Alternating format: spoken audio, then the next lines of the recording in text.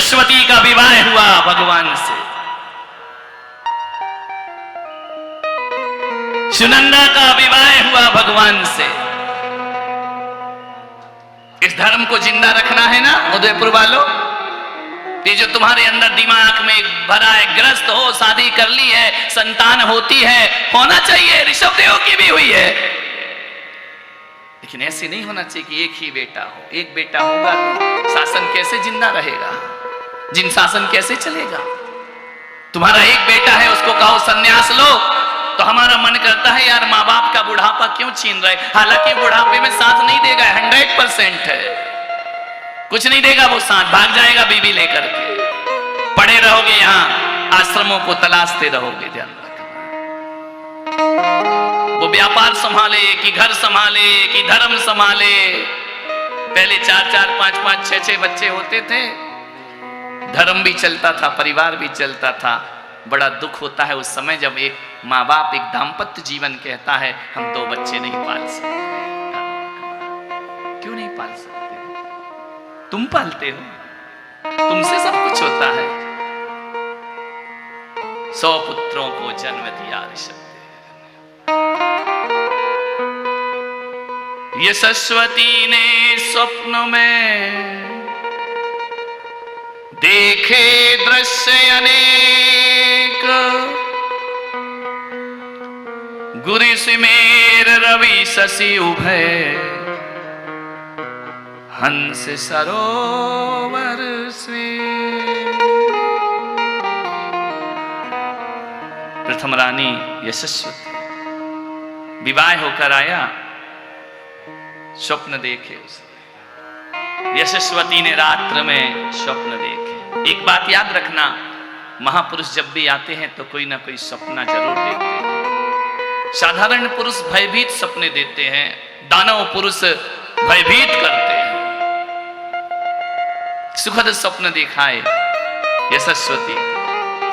अपने आने की सूचना तो देंगे ना कि हमारा जन्म होने वाला है, हमारी व्यवस्था। पुण्यात्मा जहां जाते हैं उनके आने से पहले भी खुशबू आती है और उनके जाने के बाद भी खुशबू आती है। वो पुण्यात्मा लोग होते, चमन को महकाने के लिए उनका जन्म होता है, सृष्टि को सुगंधित करने के लिए उनका जन्म होता है। बंदी जन गा उठे प्रभाती, टूटा स्वप्न उठी अंगड़ाती, स्वप्न याद कर विस्मय होई, अर्थ जान सका नहीं कोई। यशस्वती ने पहली बार इस स्वप्न देखे उसके जीवन में। तब पति पर पहुंची अकुलाई, कहे स्वप्न जो दिए दिखाई, सुने कर स्वप्न रे सब भगवाना, बोले देवी स्वप्न सुहाना। पति से जाकर पूछती है, अब कौन है पति? ऋषभदेव। स्वप्न देखे मैंने, क्या देखा? गिरि सुमेरु उत्तम फलकारी, गिरि सुमेरु उत्तम फलकारी, चक्रवर्ती सुख कोख तुम्हारी, चक्रवर्ती सूत्र तुम्हारी, ओ रवि शशि सुंदरता बतलावे, रवि शशि सुंदरता बतलावे, सागर सो गुण गान जतावे, ओ स्वप्न दृश्य यह है सर्वोत्तम स्वप्न। तालियों के साथ दोहराइए, सर्वोत्तम। 100 पुत्र न यह ज्येष्ठ पुत्र मम, विशाल सुमेरु पर्वत देखती है कि कोई उस भूमि को, उस वसुंधरा को ग्रस रहा है। अपनी बाहुओं में समेट रहा है। चक्रवर्ती आत्मा आ रही है, 6 खंड पृथ्वी का आलिंगन करेगा। स्वप्न में देखा तूने रवि शशि सुंदरता, अपूर्व सौंदर्य होगा उस पुत्र में। तीर्थंकर का पुत्र है, गुणवान होगा, समुद्र को देखने से फल मिलता है। अनंत रत्नों का गुण लेंगे कर, वह रत्नाकर तेरे गर्भ में अवतरित हो रहा है। ओ गर्भवती की रहन है जैसे, गर्भवती की बहन हो जैसे, यशस्वती धरती पर वैसे, यशस्वती धरती पर वैसे, और ये सब देव हूँ रखते ध्यान, रे सब देव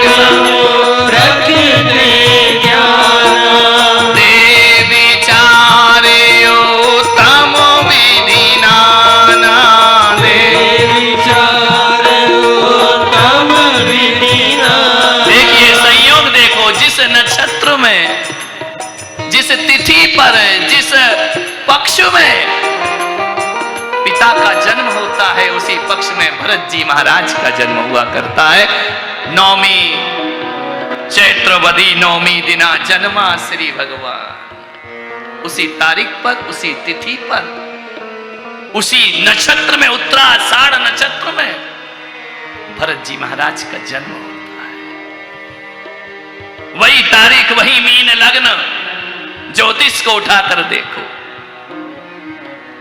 सभी योग वही हैं। उस दिन भगवान भरत जी महाराज का जन्म होता है। क्यों पूछा? उसी दिन क्यों हुआ, उसी नक्षत्र में क्यों हुआ? एक बात याद रखना, विष फल से विष के वृक्ष पैदा होते हैं और अमृत के फल से अमृत पैदा हुआ करता है। तीर्थंकर स्वयं अमृत स्वरूप है, अमृत से अमृत पैदा होगा, जहर पैदा नहीं होगा। भरत जैसे चक्रवर्ती का जन्म हुआ।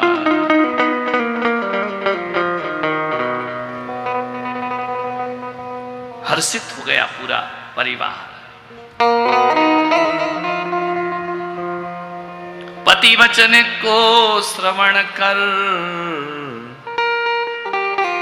और संतोष मनाए, चंद्रोदय ज्यों दधि बढ़े यशस्वती हर्षा।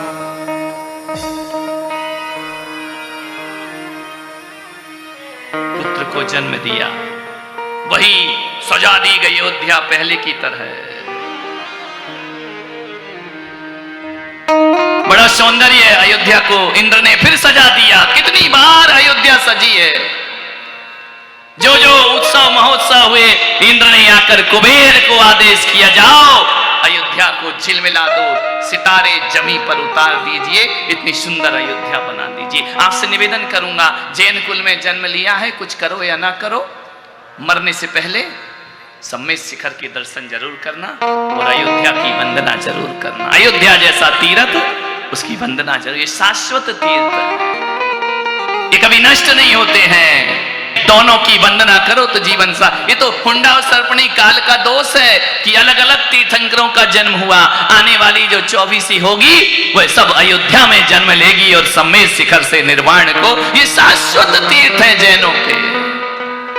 इनकी वंदना नहीं की तो तुम्हारा जैन कुल में पैदा होना व्यर्थ हो गया। ये अयोध्या कोई मनुष्य ने निर्माण नहीं किया है, अयोध्या का निर्माण स्वर्ग के देवता आकर के धरती पर अयोध्या की रचना करते, मनुष्य नहीं बना पाए। ये मनुष्य का तीर्थ नहीं है, ये दैवीय तीर्थ है, ये तीर्थंकरों के बनाए तीर्थ हैं। इनके दर्शन से अनंत अनंत कर्मों की निर्जरा हो जाया करती, देखने मात्र से। तुरही दुन्नवी झल्लरी सहनाई और सितार, जन्मोत्सव की सूचना करते ध्वनि गुंजार, अपने आप वाद्य बजने लगे। किसका जन्म हो रहा है? किसका हो रहा है? भरत जी महाराज का जन्म हो रहा। ऋषभदेव के प्रथम पुत्र भरत जी महाराज।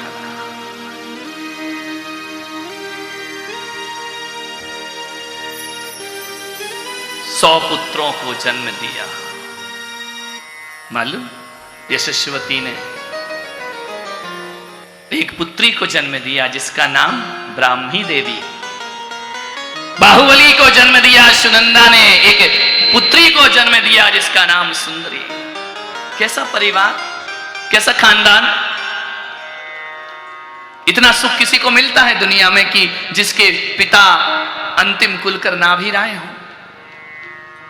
उसी वंश में, उसी खानदान में, उसी परिवार में कुलकर का जन्म होता है, उसी खानदान में तीर्थंकर का जन्म होता है, उसी खानदान में चक्रवर्ती का जन्म होता है, उसी खानदान में कामदेव का जन्म होता है, उसी खानदान में ब्राह्मी सुंदरी जैसी बेटियां होती हैं, और उसी खानदान में प्रथम मोक्षगामी अनंत वीर का जन्म हुआ करता। सारे महान पद भगवान ने अपने ही घर में, उनके ही परिवार में सारे पद जितने भी थे, महान से महान पद।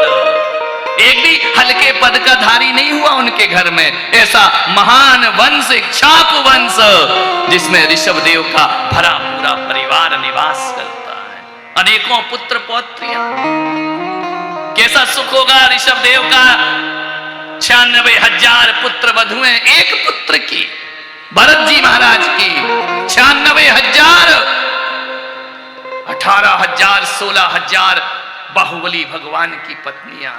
कितना बड़ा वंश होगा। इतना तो तुम्हारी उदयपुर की जनसंख्या नहीं है जितनी ऋषभदेव की फैमिली थी। ध्यान रखना है, जितना उनका बड़ा पुत्र पौत्र गिनत नहीं पाए। एक तीर्थंकर से कितनों का जन्म। ओ यशस्वती एक पुत्री जाई, यशस्वती एक पुत्री जाई, भाग्यवान ब्राह्मी कहलाई, भाग्यवान ब्राह्मी कहलाई। ओ वृषभ देव की वंशवेल, ऋषभदेव की वंशवेल, अरिहंतों का मात्र खेल यह, अरिहंतों का मात्र खेल। ओ बाहुबली सुत पाए सुनंदा, बाहुबली सुत पाए सुनंदा, अति हर्षित और परम आनंदा, अति हर्षित और परम आनंदा।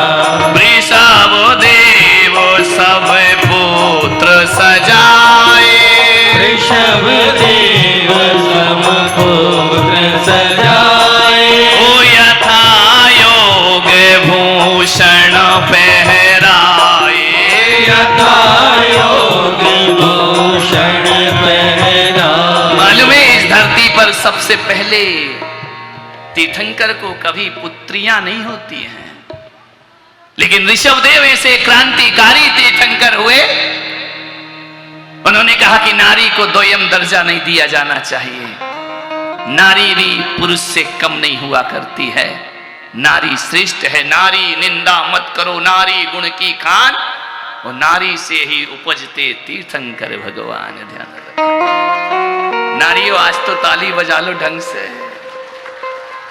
ध्यान रखिए, नारी को सम्मान दिया।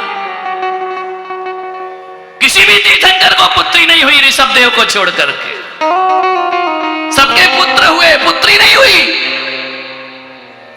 बताऊं उदयपुर की साविकाओं, यदि तीर्थंकर जन्म नहीं देते ना ब्राह्मी सुंदरी को, तो इस जगत में तुम्हारी इज्जत नहीं बचती। तुम्हारी इज्जत को बढ़ाने वाले कोई भगवान है तो ऋषभदेव भगवान है। ध्यान रखना, नारी को सम्मान दिया। पुत्री पुत्र से कम नहीं होती है। 100 पुत्र और 2 पुत्रियां। 101 पुत्र और 2 पुत्रियां। पूछा 2 पुत्री क्यों, 100 क्यों नहीं? क्यों नहीं हुई 100, 2 ही क्यों हुई? मालूम है 100 पुत्र एक तरफ और एक बेटी एक तरफ हुआ करती है, ध्यान रखना है। उसका सम्मान, उसका बहुमान, उसकी ऊंचाइयां। बेटियां घर का इज्जत होती हैं, बेटियां घर का स्वाभिमान होती हैं। बेटे बहू आने के बाद बेटा पास रह के भी तुम्हें भूल जाएगा, और बेटी ससुराल में रहकर भी तुम्हारा ध्यान रखा करती है, वो बेटी हुआ करती है। बेटी को सम्मान दिया, बेटियों को आगे बढ़ने का अवसर दिया। यदि ऋषभदेव भगवान ना होते तो आज तुम्हारा ये महिला दीर्घा अलग से नहीं बना होता। किसी लंबे से घूंघट को डालकर घर में ठूस दिया जाता तुमको भोग की वस्तु समझ करके। तुम्हें भोग नहीं, तुम्हें परम योग दिया प्रथम तीर्थंकर ऋषभदेव भगवान ने। ध्यान रखना, किसी पुरुष में इतनी ताकत नहीं थी। कौन पुरुष का नाम है इतिहास में? किसी पुरुष का नाम है जो नारी का नाम है? ध्यान रखना। सारी सेवा माता की हो रही थी या पिताजी की? पिताजी तो बेचारे बग्गी और बैंड की व्यवस्था में लगे थे, क्या करें। सारी सेवा कौन की हो रही थी? माता की सेवा। ध्यान रख। 56 कुमारिकाएं किसकी सेवा करती? माता की। अष्ट कुमारिका किसकी सेवा करती? माता की। गीत किसके गाए जाते? जय जिनेन्द्र जननी। ध्यान रख, जिनेन्द्र की जननी का सौभाग्य तीर्थंकर ने तुम्हें प्रदान किया है। नारियों, अपनी मर्यादाओं को कभी जिंदगी में भूलना नहीं। जिन शासन की और ऋषभदेव की मर्यादा को बचा करके रखना, ये अब नारियों का कर्तव्य हुआ करता है। ध्यान रखना। जिस भगवान ने तुम्हारा मान बढ़ाया, तुम उनका मान गिराओगे जीवन में, तुम उनके दर्शन को विलुप्त करोगे, तुम उन्हें छोड़कर अन्य की पूजा करोगे, फिर कैसे चलेगा? जिसने तुम्हें पूज्य बनाया है उस ऋषभदेव पे तुम्हें स्वाभिमान नहीं, गर्व नहीं, गौरव नहीं। मैं तो कहता हूं कि जन्म देने वाले माँ बाप का वो सम्मान नहीं होना चाहिए, इज्जत देने वाले बाप का दुनिया में बहुत बड़ा सम्मान होना चाहिए। ऋषभदेव ने तुम्हें इज्जत प्रदान की है, नहीं तो शोषण था नारी का। ऊपर से नीचे तक बंद गोभी की तरह पैक करके भोग की वस्तु समझा जाता था। घूंघट से बाहर निकाला ऋषभदेव ने तुम्हें, ध्यान रखना।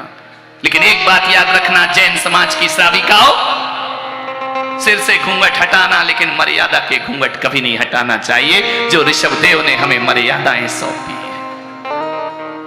आपके घर रात्रि भोजन को खुलती है रसोई, सम्मान है ऋषभदेव का।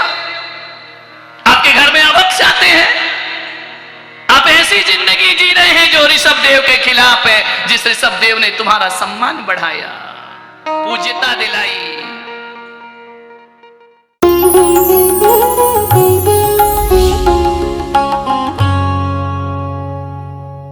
परम पूज्य संत